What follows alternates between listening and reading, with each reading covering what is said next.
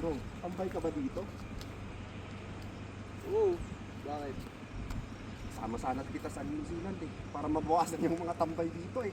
Ayoko, malayo dun. Ha? Malayo. Ba't naman? Malayo, ayoko dun. Mas maganda dito. Malamig.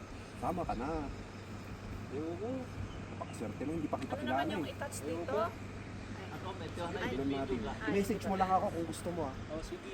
Sige, sige. Tambay mo na ako dito. Oh, basta ang sinasabi ko sa'yo bro, kung gusto mo yung offer ko, message mo ako para mabawasan yung tambay dito sa Pilipinas, Oh, sige. okay?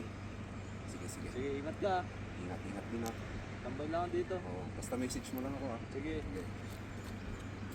Ah, Oh, ito naman yung artista na... Anong ginagawa mo dito? Yung pinakaboging artista ng Ifugao. Ba't Wala eh. nandito ka? Wala muna, papatiin muna kita ng isang napakagandang umaga po. Anong masasabi mo sa mga followers natin? Followers, Oo. just follow us.